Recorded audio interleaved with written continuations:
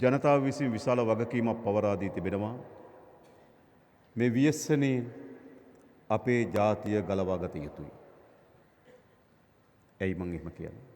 අපි දන්නවා මේ ව්‍යසනය මොන තරම් ගම් නගර පෞල් සංස්ථා ආක්‍රමණය කරලා තිබෙනවද කියන එක.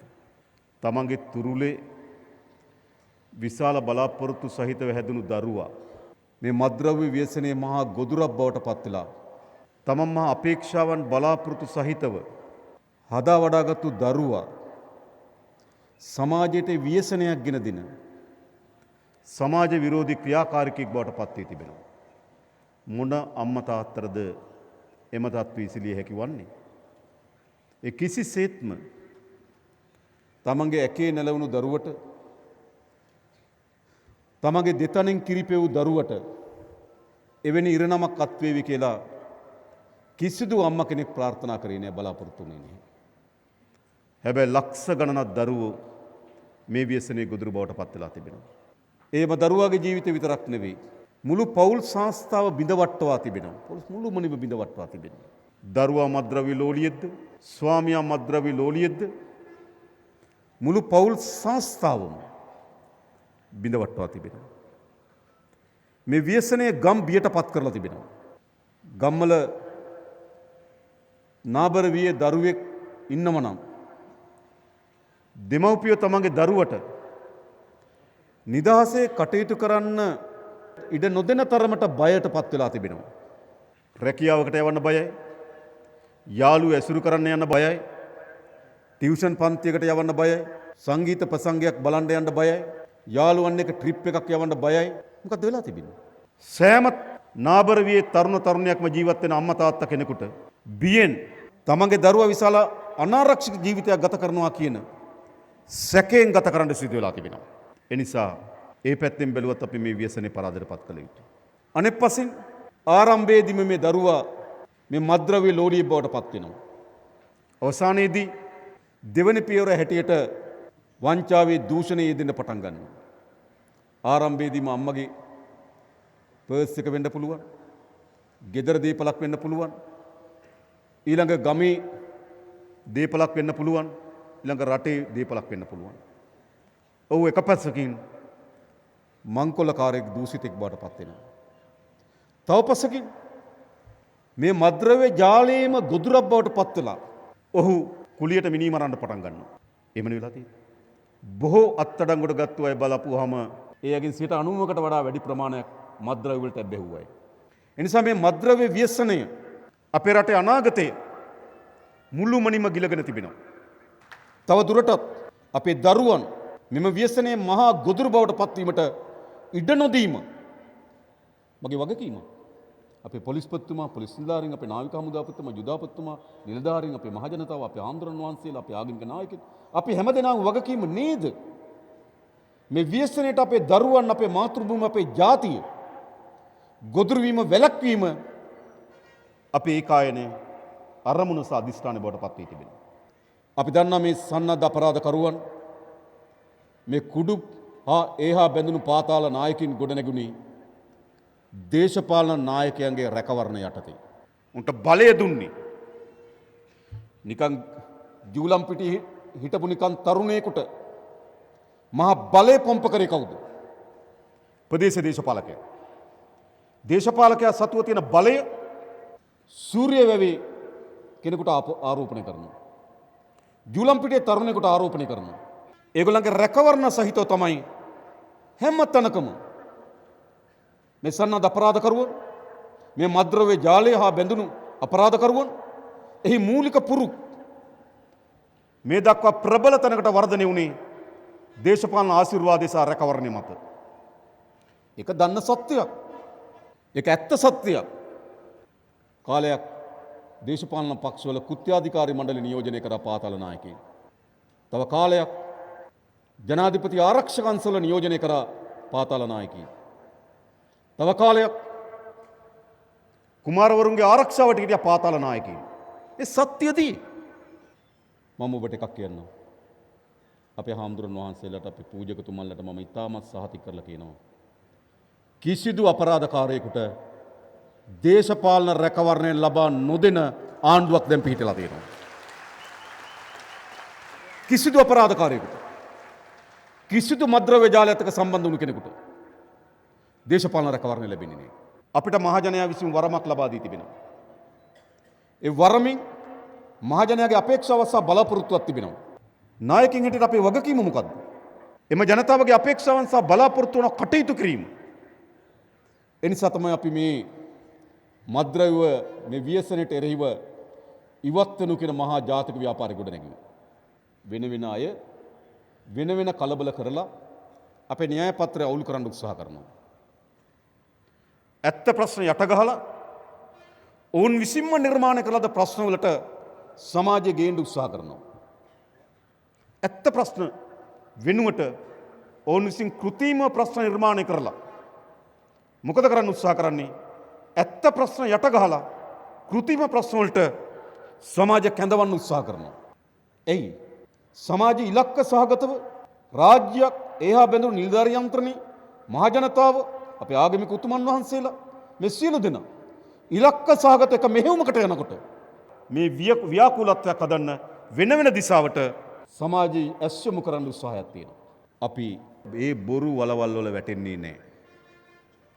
අපි තාමත් ඉස්සිර අධිෂ්ඨානයක යුතුව මෙහෙයුම දියත් කරනවා. මේ මෙහෙයුමෙන් අනිවාර්යයෙන්ම අපි ජයග්‍රහණය කරනවා. මේ ජාතිය ගලව ගන්නවා. දේශපාලනයේ රැකවරණ ඉවත් කිරීම. ඊළඟ අපේ නිලධාරි මහතුරු මම දන්න විශාල වෙහෙසක් දරනවා. අපේ නාවික හමුදාව, පොලිසිය, අපේ යුද හමුදාව, ගුවන් හමුදාව, අපේ බුද්ධි සේවාවන් විශාල වෙහෙසක් දරන මේ කාර්ය වෙනුවෙන් මම හැම දිනාටම ස්තුතිවන්ත වෙනවා. ඔබට ඔබගේ යුනිෆෝම් එකේ ගෞරවය, ඔබගේ තරුවේ පටියේ ගෞරවය, ඔබගේ තනතුරේ ගෞරවය කිසිසේත්ම කොහෙවත් ඉන්න එක එක අපරාධකාරයන් ඉදිරියේ බොඳ වෙන්න හෝ දිය වෙන්න ඉඩ දෙන්න එපා. ඔබ ගන්න තීරණ ක්‍රියාත්මක වෙන්න ඕනෑම අසිරු අවස්ථාවකදී අප ඔබව ආරක්ෂා කරනවා. ඔබ වෙනුවෙන් අපි පෙනී හිටිනවා. වැඩ කරන්න පටන් ගන්න. අපි පෙනී හිටිනවා. සපයන්න කියලා මම ඉල්ලන්නේ. මේ ව්‍යසනේ පරාජයටපත් කරන්න දායකත්වය සපයන්න. එඳ මහජන ආරක්ෂුවලට මේ අපේ ඉන්න විශාල පිරිසක් දහස් ගණන් පිරිස සහභාගී වෙනවා. ඔබ හැම දිනකම ඉල්ලා හිටින්න. මද්ද්‍රව්‍යෙන් තොර පවුලක්, මද්ද්‍රව්‍යෙන් තොර ගමක්, මද්ද්‍රව්‍යෙන් තොර නගරයක්, මද්ද්‍රව්‍යෙන් තොර රටක් අපි නිර්මාණය කරන්න ඕනේ. ඒ සඳහා මම හිතනවා අපේ පොදු ජනතාවගේ සහාය මැදිහත් වීම වැදගත් වේවි කියලා. හැබැයි මේ මර්ධනය පමණක් නොවේ. මේ අපි බාර ගන්න ඕනේ, මේගොල්ලෝ සුවපත් කරන්න ඕන. මම හිතන්නේ අපේ හාමුදුරන් වහන්සේලාට පැවරී තිබෙන කාර්යභාරය අතිමහත් විශාලයි. අපේ පියතුමන්ලාට, මවුලවිතුමන්ලාට, අපේ කුරුක්කල්තුමන්ලාට පැවරලා තිබෙන කාර්යභාරය විශාලයි. අපේ ගම්වල ඉතාමත් හොඳ සබත්තාවක් වෙන පන්සල සමග, ආගමික ස්ථානය සමග, පල්ලිය සමග. ඒ බැඳීම මම හිතනවා අපි මේ ව්‍යසනයට පරාජයටපත් කිරීම සඳහා ඒ බැඳීම අපිට උපයෝග කරගත හැකියි. ඉතින් අපේ හාමුදුරන් වහන්සේලා මම හිතනවා ඒ පිළිබඳ දේශනා කරන්න, සමාජය අවදි කරන්න, මේ ව්‍යසනේ පරාජයටපත් කරන්න.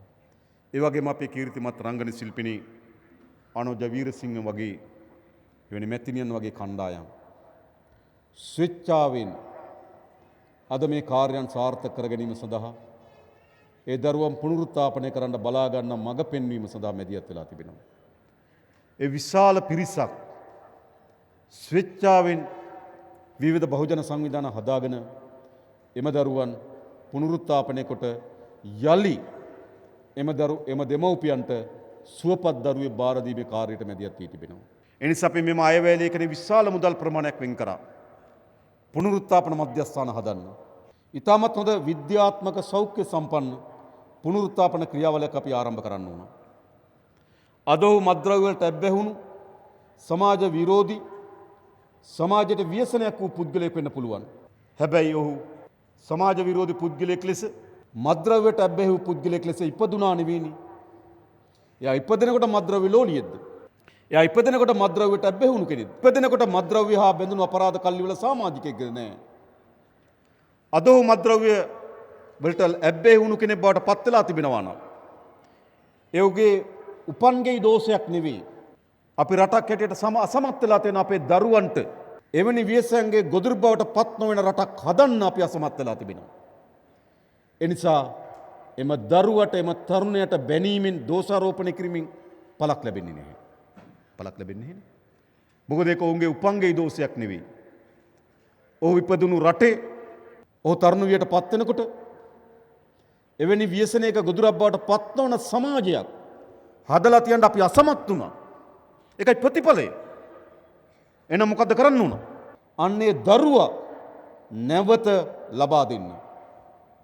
එනිසා අපි කියන්නේ ඊටාම ශක්තිමත් පුනරුත්ථාපන වැඩසටහනක් අපිට අවශ්‍යයි. එනිසා අපි සෑම දිස්ත්‍රික්කයක්ම කේන්ද්‍ර කරගෙන පුනරුත්ථාපන මධ්‍යස්ථාන ගොඩනගන්න සැලසුම් කරලා තිබෙනවා. ඒ සඳහා විද්‍යාත්මක මඟ පෙන්වීමත් සහිත ඒ පුහුණුව ලබා දෙන පුහුණු කරලා තිබෙනවා මේ වෙනකොට. බහුජන සංවිධාන මැදිහත් වෙලා තිබෙනවා. අපි විවිධ රාජ්‍යයන් එක්ක සාකච්ඡා කළා මේ සඳහා අපිට ආධාර දෙන්න මේ ව්‍යසනේ පරාජයට පත් කරන්න කියලා. එනිසා එක පැත්තකින් මේ ජාලය බිඳවට්ටනවා වගේම අනෙක් පසින් මේ තරුණයන් අපි ආරාධනා කරනවා හැම අම්මා තාත්තටම අපි කියන බාර දෙන්න අපි බලාගෙන ආපහු හිටපු දරුවා ඔබට ලබා දෙන්න. ඔබ ප්‍රාර්ථනා කරපු දරුවා ඔබ අපේක්ෂා කරපු දරුවා ඔබගේ අපේක්ෂාවන්ගේ හිටපු දරුවා නැවත අපි ගන්න ඕන. ඒ නිසා මම හිතනවා මේ ව්‍යායාමයේ තමයි මේ වෙලාවේ අපිට තිබෙන ජාතිකම කාර්යය. ජාතිකම කාර්යය. ඒ නිසා රජයක් හැටියට අපි විශාල මැදිහත් වීම සහ කාර්යයක් කරනවා මේ ව්‍යසනය මුළුමනින්ම උපුටා දමනවා මේ ලංකා රාජ්‍යයේ. උපුටා දමනවා. රජයේ මේ අරමුණ දිය කරන්න බොඳ කරන්න වෙන දිශාවකට යොමු කරන්න මහජන උද්ඝෝෂණ පෙළපාලි මුදල් යෙදීම මරා ඇති කරන්න පුළුවන්. ඒ නිසා අපි දන්නවා මේ ව්‍යසනයට එරෙහිව සටන ඍජු අපරාධකාරයා සහ අපරාධයට එරෙහිවන්න අතර සටනක් විතරක් නෙවෙයි. එහා බැඳුණු තවත් යාන්ත්‍රණයන් තිබෙනවා. තවත් මෙවලම් තිබෙනවා. ඒ නිසා අපි ඒක අපි බලාගන්න අපේ දේශපාලන පෙරමුණේදී ඒ සටන තියෙන දේශපාලන පෙරමුණේදී අපි මේ සටනට එරෙහිව නැගිටින විනාශකාරී දේශපාලන පෙරමුණ අපි දේශපාලනයෙන් පරාද කරන්නම් ඒක අපේ දේශපාලන වැඩි. ඒකට අපේ නිලධාරීන් කවුරුත් මැදිහත් වෙන්න අවශ්‍ය නැහැ. ඒක අපි බාර ගන්නවා. මේ ව්‍යසනයට එරෙහිව අපි ගොඩනගලා තියෙන දේශපාලන පෙළගැස්මට එරෙහිව ගොඩනැගෙන දේශපාලන පෙරමුණ අපි දේශපාලනයෙන් පරාද කරනවා. ලෑස්තිද නැද්ද? කරනවද නැද්ද? මම සම්මාන ගන්න අපේ හැම නිලධාරියෙක්ගෙම ඇහුවේ බොහෝ අයගෙන් මම ඇහුවා පුළුවන් ද බැරිද කියලා මට කියන්න. කරනවද නැද්ද කියලා කියන්න. ඒ බොහෝ නිලධාරීන් hina වෙලා මට කිව්වේ කරන්න පුළුවන් කියලා. ඒ නිසා මම හිතනවා අපේ මේ වෘත්තීමය පොලිසියටත් වෘත්තීමය හමුදාවටත් අපේ රාජ්‍යාන්තරණ අපේ මහජන පුරවැසියන් අපේ හාමුදුරන් වහන්සේලා පූජ්‍යකුතුමල්ලා අපි ඔක්කොම එකට මේ සඳහා මැදිහත් වුණොත් අපිට මේ පරාජයට පත් කළ හැකියි. ඒ නිසා මම අවසාන වශයෙන් කියන්නේ අපි මේ ගත්තු තීරණය අත්තරින්න නැති තීරණයක්. ගත්තරින්නේ. අපි ආරම්භයට වඩා පළමු දවසට වඩා දෙවෙනි දවස වේගවත් කරනවා. දෙවෙනි දවසට වඩා තුන්වෙනි දවස වේගවත් කරනවා. අඛණ්ඩව මේ ව්‍යසනේ පරාජයට පත් කරන තෙක් මේ හිම දියත් කරන්න දේශපාලන අධිකාරියට මම බැඳී සිටිනවා. ඒ සඳහා අවශ්‍ය නායකත්වය අපි ලබා දෙන්න. අඛණ්ඩව. අද සිට වෙනස් වෙමු. අපි ඔබ මනින්න ඉතිහාසයෙන් නෙවෙයි අද සිට ඔබගේ භාවිතාවෙන්. ඒ හැම දෙනාම වෙනස් වෙමු. දේශපාලන අධිකාරිය මා ඔබට සහතික දෙන වෙනස් වෙලා තිබෙනවා. අපි ඔබෙනුත් වෙනස් වෙන්න. මේ ජාතිය පත් වී තිබෙන මේ ජාතිය මහ ව්‍යසනී මේ ජාතිය මුදවා ගැනීමේ මෙහෙයුම අපි අත්තරින් නැතු ඉදිරියට ගෙන යමු. ඒ වෙනුවෙන් සියලු දෙනාම එකතු වෙමු කියලා ආරාධනා කරමින් මම නතර වෙනවා. බොහොම ස්තුතියි හැම දිනාටම ජය වේවා කියලා ප්‍රාර්ථනා කරනවා.